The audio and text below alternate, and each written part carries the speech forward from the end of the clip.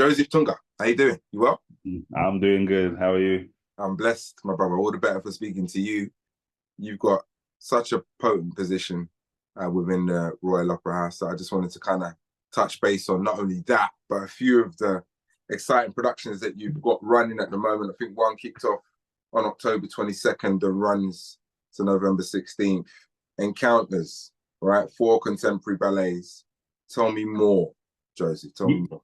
Yeah, so Encounters, yeah, it's a full work program, and I'm kind of like the newbie on the program because it's like names out there like Kyle Abraham, Pam Tamaway, Crystal Pipe, two Americans, one Canadian who like in the world of dance and ballet are like there. So I'm like that newbie, the young boy from Cameroon but grew up in Newham who's making like his world premiere.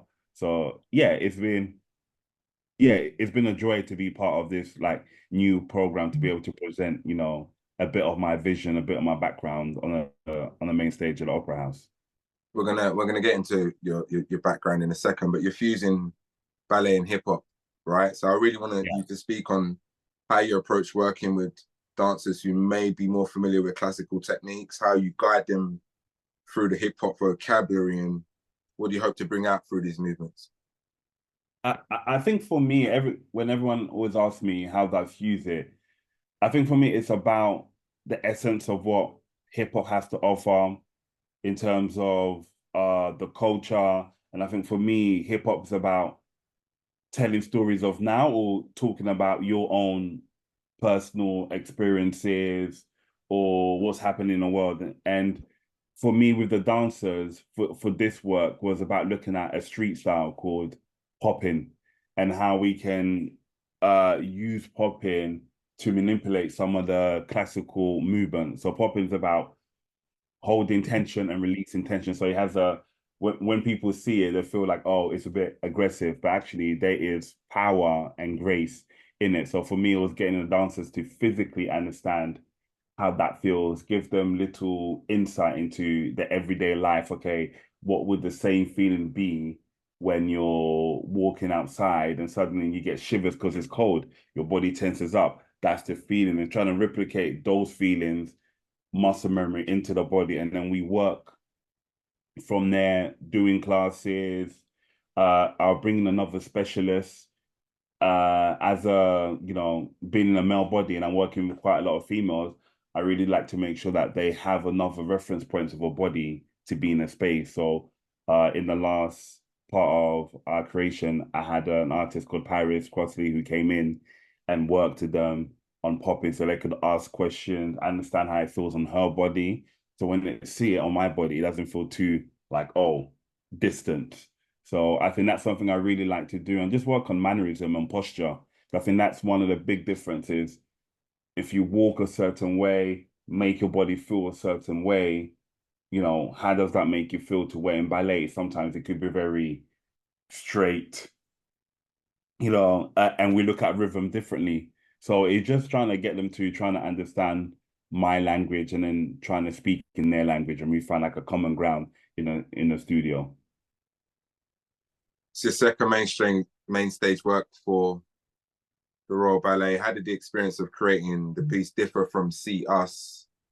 And what have you learned from working within the Royal Ballet framework that has influenced this creation? I think the difference between this and See Us, that See Us was I didn't have much time to prep. So it was more like a few weeks I knew, and it was more, I think, for me to put my marker as here I am as an artist to the ballet world, and this is the kind of movements I like, and here it is. Take it. If you don't like, doesn't matter.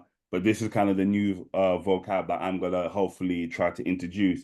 And I think with us being here, it's I've had time to prep.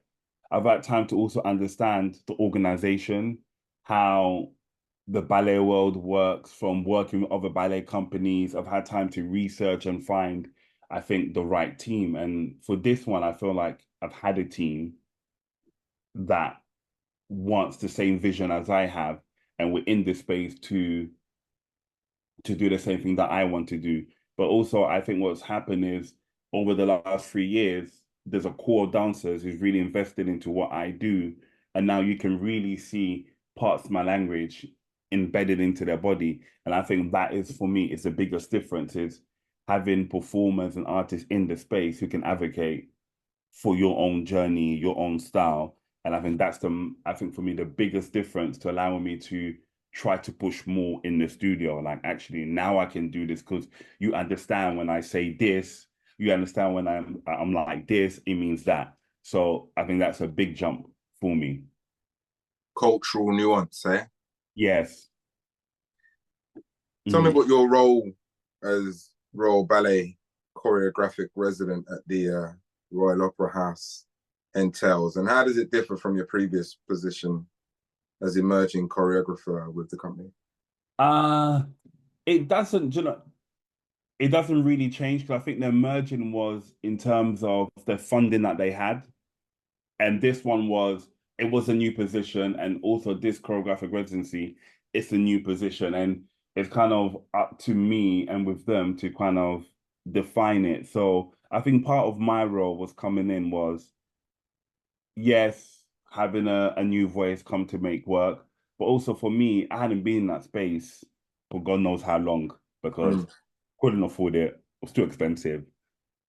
uh, uh, I didn't see stories or any artists there that I feel, okay, any relevant for me. So I think for me, it was about going there and part of my position, yes, it's making work, but also allowing visibility into the space and how can you change what the space is? Because if it's a public funded space, that means it needs to represent all. So that means we need to have various stories. So for me, it was about making sure through the social media or the program team, it's a more diverse voice of people who get commission, who come in, uh, more relationships with other boroughs like Newham, Tower Hamlets, schools to actually, let's go there and speak and get schools to come and watch shows. And the shows are affordable, and affordable means actually we're trying to get them to like ballet and come to this place. Let's actually make it free because you can afford to make it free because you have other people who pay the money. So I think for me, part of my position, yeah, it's about making sure more people who look like myself and who look like the environment I grew in are welcome at the Opera House and know that actually there is story for me and it's tangible for me to be an artist in this space in the future. Your trilogy, Born to Manifest, Born to Protest, and Born to Exist, all right? Deeply Yeah. rooted in Black experience. And I wondered how these works have shaped your artistic identity now, and what impact you hope they've had on the audiences. Or I think it's really hard because I think for me, before I started doing that trilogy, I had to really sit down with myself to go, what kind of artist do I want to be defined by? Because I know the society I'm in, and I don't want to be pigeonholed, but at the same time, I know saying stories like this that are very in your face can put you in a certain bracket, but also you're going against, certain institution because it's too heavy. And I think for me, I just have to, accept that if I'm going to be an artist, you know, I'm going to say story that, if it's uncomfortable for you, that means you have to deal with it because that's been my journey. And I think other people's stories need to be told. And if I can just be like a hint of stimulus for other people to feel, you know what, if Joe's at the Royal Ballet and he's still making those pieces that I like that, actually I can make work and still grow in my career. Because I think that's where the stigma is that if you make work that's challenging to do with race, to do with Black culture, you can't sell, you can't succeed because they don't want it. But actually, you can. And I think you just have to prepare that. It takes time. And I think for me, doing Born to Man, that trilogy was all part of me saying, you know what, I'm going to do what I do. And over time, people are hopefully going to follow because, they believe their story needs to be told. I love that. Your dance company, Just Us Dance, Mm-hmm. it's had significant impact, all right, in terms of artistic development program and UK's first hip hop apprenticeship company. What drives your passion for mentorship and supporting emerging artists, and how has it shaped your own growth as a choreographer? I think I always say to people, I think it's been brought up in Newham. I always say to people that what's great about Newham? I was like, yeah, Newham, yeah. This What part of Newham? You keep I'm saying Manor Newham, right? Park. I'm Is that Manor where? Park. Manor Manor Park. Park. Right. Yeah. So I'm near like right by the station, near Little Ilford. So I'm like the guy's like, it is what it is, you know. Immigrate from Cameroon here, and I've always been in Newham, or even like in Canning Town, East Ham, and then I've been Manor Park. Mm. And I think for me, regardless of, you know, the environments I've been in, I've always had, you know, people who are older than me, once I showed the passion, was like, you know what? I'm gonna make sure I help you get to where you are, regardless if, you know, I know what I am right now. And I think that's something that's always stuck with me, that I had older people who, you know, regardless if they were doing good or bad, always thought, you know what, I'm gonna try to make sure Joseph has a chance, and always try to keep me away from certain things, or told me not to go there, or show me tough love. And I think that's been instilled in me, that no matter what I'm in my career, even if I'm at the opera house or going to the Dutch ballet, you know, there's always room to bring someone with you. And I think it's just about intentionally making an effort. And I think that's what, for me, for Just Us is about, regardless of how my career goes, I think there needs to be a space where I'm constantly trying to help develop people have the same opportunities and pathways that I had. And if I can do that while I'm in this big institution, you know, I'm happy to do that and want to. And I think that's how I think all my work has been influenced, that I've always made sure that there's something community development involved in all my creation, no matter what it is. Even if I'm abroad, I'll find a way to support a local artist in that country that actually you want to be in this space. Let's find a way to you and be this space, because right now they gotta listen to me because I'm the artist they've commissioned. So they have to. They have to please me, and pleasing me is bringing you into the space. So I think that's constantly been part of my journey. Manor Park, eh? Where are you now? You still in London? Yeah, I'm still in London. I'm still in a park. You still Manor Park? Still Manor Park. I I'm love that. still man. I love that. I love that. But when did you come here from Cameroon? How old are you? Ah, God, mid-90s. I was young, like 6, 7. Do you remember much from those Not, formative not, years? not remember too much. You know, I always told people I don't remember how I got here. I just know I got here. Mm. Uh, so um, I remember, you know, living in Silvertown when Silvertown was a bit different. Yeah, I'm a Tanner, so I get it. Yeah, so it is what it is. And, you know, for a period of time, when me and my mum, my cousin lived in a motel in Silvertown, so and going to school a bit in Star Lane. So it was just like being in those environments, seeing the reality check had really got me. Do you know what? I want to make sure that, you know, my 3 daughters that I have, yeah, a better upbringing, a better chance, but also still experience reality of the world.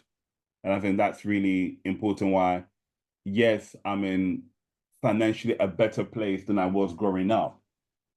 I still want to make sure that my kids and people around me understand that, you know, you still have to, you know, work. You still have to understand the reality of the world is like this. And you have to learn to be in this environment, deal in this environment, and they're no different. So for me, going from Manor Park to Covent Garden feels like 2 different worlds. Every single time I get on that train, I get there, and I'm like, yeah, this is different. And the reality check kicks in, and it's like, you know what? It is what it is.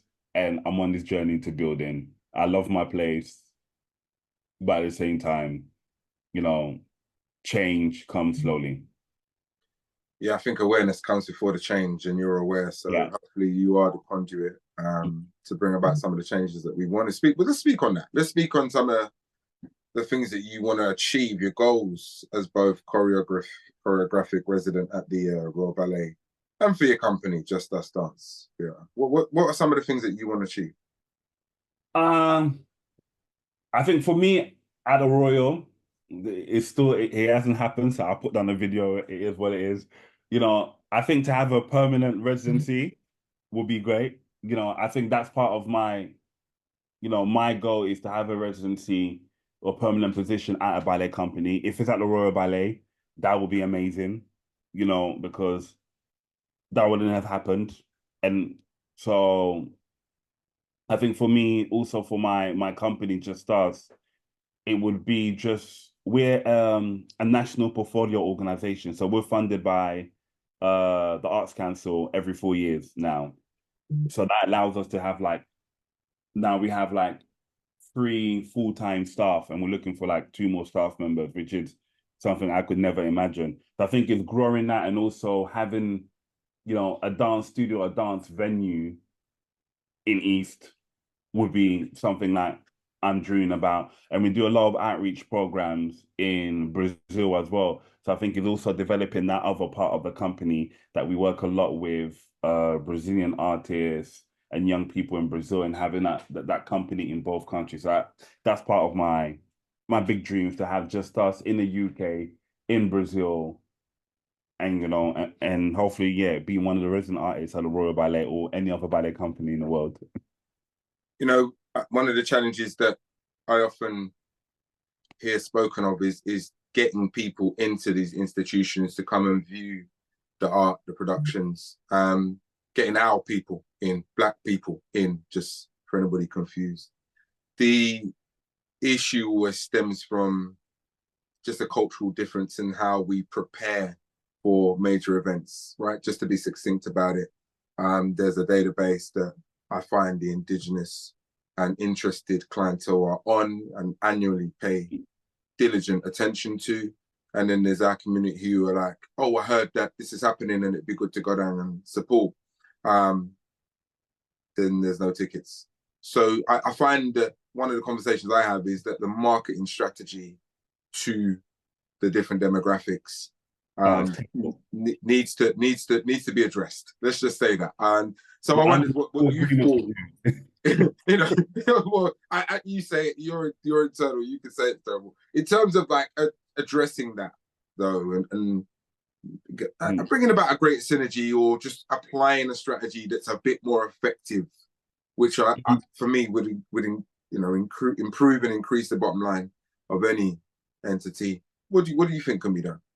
Yeah, first, you know what? For me, I always tell people, even though I'm on the Opera House, I always told them the truth, and I've always told them since I walked in there. I was like, when I look at your social media, I don't even know if I'm there, because no one knows I'm there, and I think they are on a journey to trying to do it, and I think such a big organization, things take such a long time to change. And I hear, and I'm in an office with Kevin O'Hare who's the head of the Royal Ballet, and he's passionate about changing it.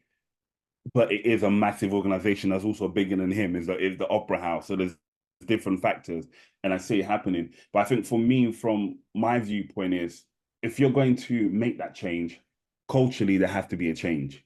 And that means that if you're marketing, it's not addressing the other audiences that you want to address, I think you're gonna have to go outside your building to get the PR people or the other people who know how to address, who know how to engage with the community, who can give you different advice and campaigns that you can do to get to them, or also just like a consortium of people to have new association with for different projects. And I think that's something I'm really trying to kick. Like, okay, you have a new program that's me on it, use that.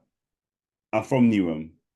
Reach out to schools in Newham, reach out to schools in East London, saying, you know what, there's an artist there, and it'd be great, that you can come and see that.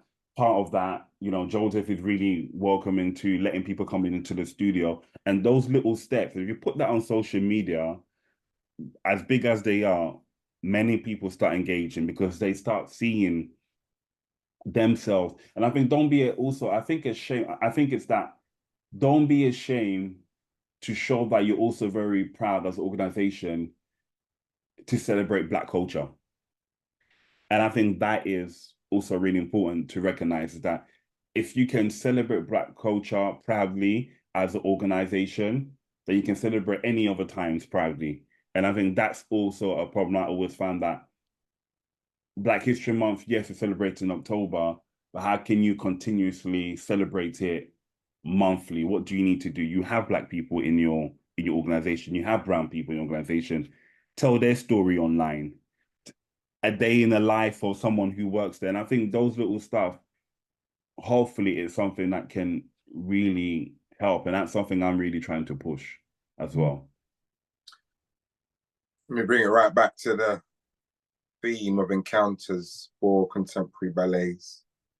It explores a range of human experience, right? From love and loss, power and struggles. I mean, I wondered what personal or societal themes are you addressing in the work? And how do you think the physicalities of hip hop and ballet help express these ideas? I'm asking that because I want you to kind of speak to the traditional ballet fan, but also to the hip hop fan who will understand why the themes in this are about them. I think for this work, for me, it was based around, as a stimulus, was based around, a dedication to one of my dance teachers and my mum, as females who really I saw strength.